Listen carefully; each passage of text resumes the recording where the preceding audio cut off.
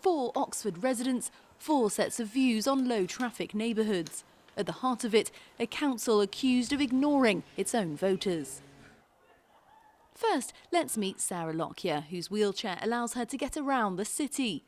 For Sarah, the LTNs are a no-brainer. They've made navigating inevitable obstacles much less perilous.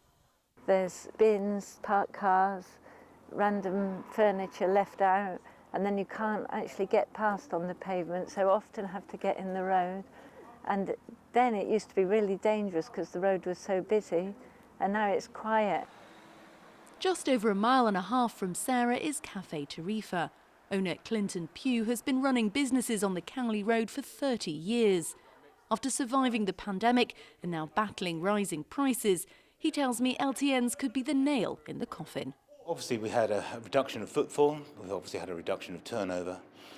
We have problems like a plumber came to us the other day, took over an hour to get to us. If you cut the blood supply off to your arm, unfortunately the arm falls off. So it really depends. If you're deciding that fine, you want to completely destroy the Cowley Road, you're going to achieve it very quickly.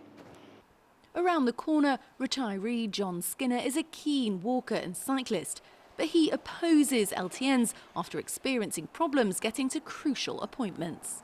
When I go to hospital, using the car is now a complete nightmare, and sometimes, I've been coming back with my wife and she's been in pain, and it's taken us 35 minutes to do a 1.5 mile journey because the LTNs have forced the traffic onto the main roads and it just gets stuck at peak times.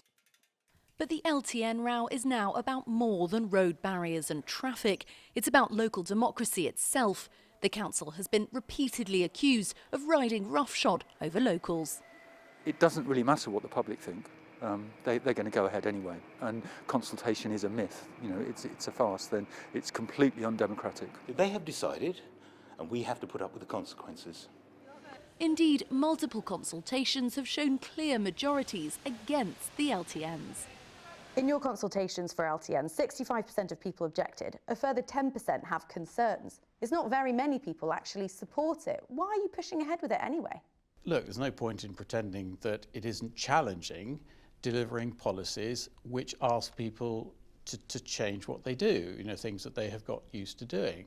It is challenging, but I think people need to understand what the ultimate goal of these policies are, which is to deliver an Oxford that works better for residents, for visitors, for students, for businesses as well. What you're saying is there is a problem. Yeah, I agree with you, there is a problem. And have we fixed it yet? No, we haven't, because a lot of these schemes haven't come in yet. Do you accept that they are creating divisions and anger in this city? Well, I think you'd have to have been living on Mars not to understand that there have been a range of views about them. But, they have clearly delivered enormous benefits. Opponents continue to dispute that. The council says the real improvements will only emerge when other traffic measures like the zero emission zone expands and new bus filters come in. But that won't be until 2024. In the meantime, meet Patience. A community nurse transporting medicines using the car is the only way to get around for work. It doesn't mean I don't get frustrated. It doesn't mean I haven't been caught, effing and blinding behind the wheel on occasion, because everyone can appreciate getting stuck in traffic is not fun. But yes, I am prepared to change and make compromises because it's made a huge difference. And if it can continue to make a huge difference citywide, that is fundamentally in everybody's interests.